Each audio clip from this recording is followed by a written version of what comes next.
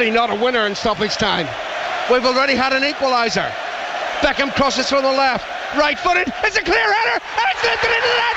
Solskjær has won the European Cup for Manchester United! It's absolutely astonishing! It was Sheringham who headed it on, and Solskjær stabbed the ball with his right foot into the roof of the net, and Manchester United rule Europe! I don't believe it, but it's happened!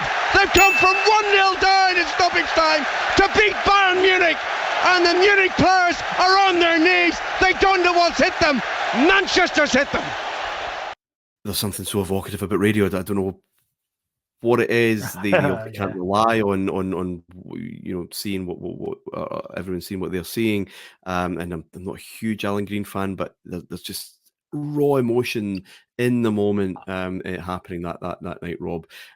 This is why sport is the greatest thing that has ever been invented by mankind, because this looked to be petering out, a flat end to this big narrative, and you get a finish like that is almost kind of unbelievable. Yeah, nothing happens. From about the 5th minute to the 70th, nothing happens, really. And then United take risks tactically, and Bayern, that's when Bayern have all their chances. So the kind of idea that Bayern battered United isn't strictly true. They did pick them off when they went to Diamond Field with kind of Butt on his own, essentially. But what I found interesting watching back is you can sort of see it coming. Bayern, their legs just suddenly go. And I think Solskjær obviously scores the winner, but he plays a really big part, actually. He just it gives United an energy and an intensity. Like, things start to happen to him. He comes on after about 80 minutes. And in that time, he has 3 shots at goal. Just things start to happen. Bayern just, their legs go. Having said that, they should still win. Of course they should. They're with a better team. But it's not, the first goal doesn't come out of nothing, is all I would say. And like even Ron Atkinson, ITV commentary says, well, like, if they get one, I think they'll go on to win it. It's weird the way Bayern just do suddenly look really, really, really tired. Maybe that's me looking at knowing what happened, but I genuinely think that. But yeah, I mean, also 2 set piece goals. They're not good goals. They're not the kind of goals United scored all season. Even the first one comes from Gary Neville, of all people, winning a throw-in on the left wing. Like, what the fuck's he doing there? Or winning a corner, rather. He wins a corner off Effenberg, which leads to the first goal. The only thing I would say that they're good deliveries from Beckham, who had an excellent game, and that's really important. Obviously, it's really important, but it'd be so easy just to lazily swing, just get it in there. But like, there's a precision to it.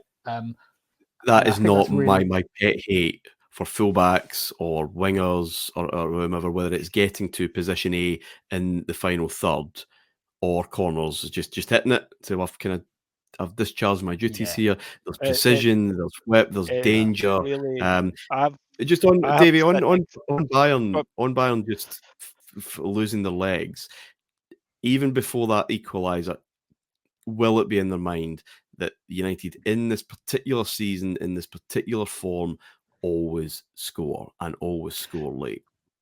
There's a bit of finishing line-itis. I mean, we have to say that. By the way, I just wanted to I have to sit next to Martin at games. Sometimes he really, really does hate when fullbacks and wingers just cross without looking and say, I put it in a good area. I'm stunned, Martin, you haven't been picked up on camera, to be honest. when that happened. No one there. It wasn't a good area. It wasn't a good area, exactly. I do go back to something Rob said, where there was a sense of, if they get, I didn't think they'd get 2, instantly. But I did think if they get 1, I actually thought they'll get the goal in extra time. I think that's what everyone was thinking. The one that I just thought that they'll run over the top of them in extra time, because they just suddenly looked fitter, they looked stronger, they suddenly looked bigger. They just suddenly, that it doesn't, again looking back, surprise me that it was 2 set piece goals, because suddenly they just physically looked like they were a much stronger side.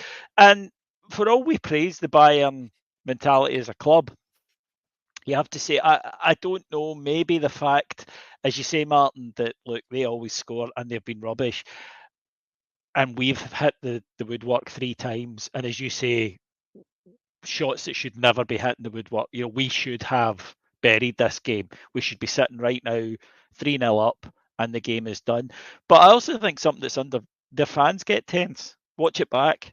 The fans do that German thing of they don't shut up for 90 minutes and they're utterly silent in the last sort of 2 or 3 minutes, even before United score. They are.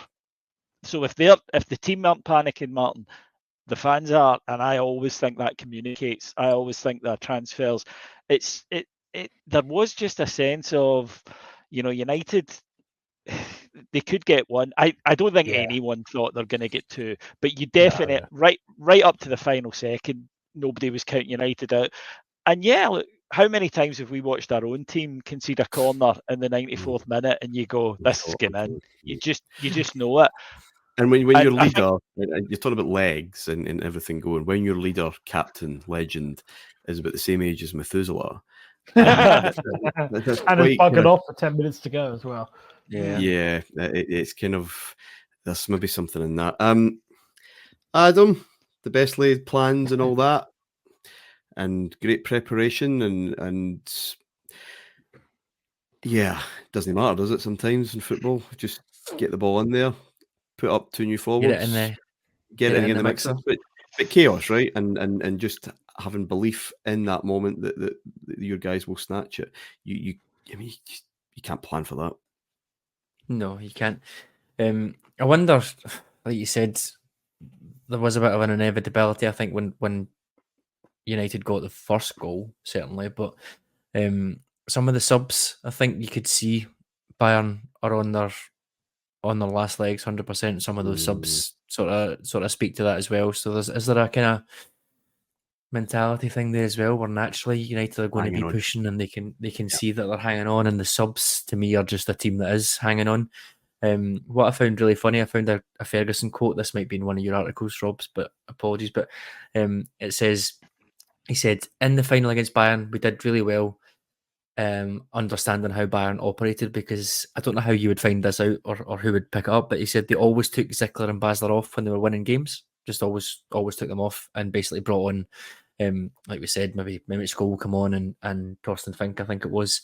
And they're a little bit solid, a little bit more tight in midfield than what they were with just Effenberg and Jens Jeremies. But then what he said was, I could then be a bit more aggressive because they did that. So Blomqvist comes off, Sheringham goes on, plays high and wide on the left, but he plays 3 up front.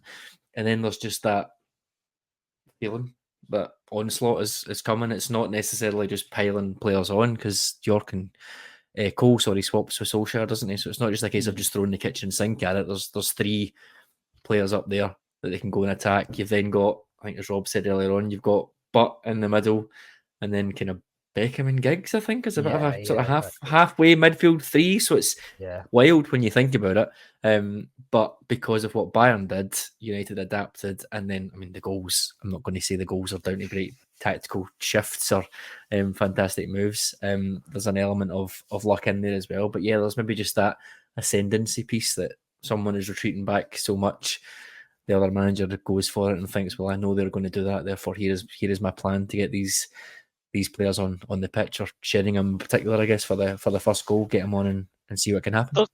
There's also delivery. I mean, let's, we sometimes kind of think that corners, as you say, especially late ones, well, they're just getting it in the box and seeing what happens. They're getting in the box with high quality. That, the last thing you want to see, I think the kind of modern equivalent of it is Ward-Prowse.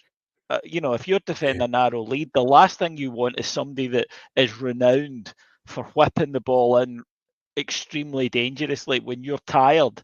And United, they pin them in there and they get corners, and they just sow seeds of discord, and then you have this extreme quality delivery which improves your chance. If he chips up one, into the centre of the goal, then the goalkeeper comes and takes it all day long. But he doesn't. He puts it in with whip, and he sows confusion, and he sows, psychologically, having someone who can come and just whip a ball in like that 9 times out of 10, I think has such an effect on an opposition.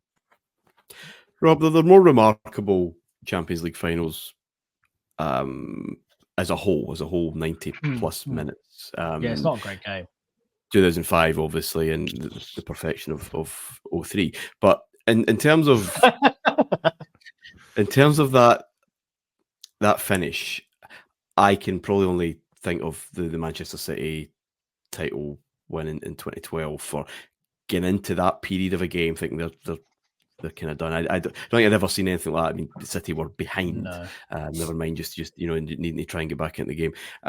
This, as a United fan, must be as good as it gets. I mean, I remember you and I talking as it looked like, and they did, City were going to win the treble. And you said something quite pertinent. Said they will, but it won't be like ours, and they'll never have what we had. The way that it happened, those are what football fans live in. Those moments are what we chase. That's why we keep going back and put up with nonsense every week. Yeah, it's easy to say, of course, and I'm sure City fans disagree, but there are different types of glory, aren't there? City's was a glory of superiority more than United's. Like, there's no doubt United were luckier at times and ran close to the wind. But I cannot conceive that there will ever be a better season personally, even if a team does the quintuple, because there were so many late winners. So they came from behind to win or draw 17 games that season. There were so many like amazing moments culminating in that. But you think coming 2-0 down Juventus, the greatest game I've ever seen involving United, the Arsenal FA Cup semi-final. Like I said, the Barcelona 3-alls were like album tracks in the context of the season. The thing is, obviously no one expected them to do that, but there was a kind of precedent. I genuinely remember saying at half-time in that game, the Liverpool game is the precedent, and what happened there in the FA Cup, they were 1-0 down, and they'd kind of been a bit lucky. Liverpool could have scored more, fourth round in the FA Cup, and they scored in something like the 87th and the 90th, and Solskjær scored the winner. This was obviously even more dramatic. What I like about this more than anything, it kind of fit the profile of the team. They were just they were constantly coming from behind, always scoring late goals, often swashbuckling, not in this particular game, but yeah, I feel like that encapsulates. Ferguson said it himself. My whole approach to life could be boiled down to that 101 seconds between the two goals, and in playing time, it's 26 seconds. Like Bayern had gone so much, it's 26 seconds of playing time. And I love that change of mood as in the last. You do sense it now. What would be interesting would be to watch it back if it stayed 1-0. Would you still sense change of mood? I genuinely think you would. Yeah, you do. And they, you do. Yeah, and they just kind of and they kind of wake up essentially. They've been quite leggy all game. I cannot conceive honestly that a team could ever have a better season just because of it's not what they did, it's the way they did it. Arguably, United should have gone out at every stage really. And I think it's a perfectly reasonable argument. First half at home to Juventus and away to Inter, they were genuinely battered. But it was, to me, it's all about the experience, really. And ultimately, that's what watching football is about. But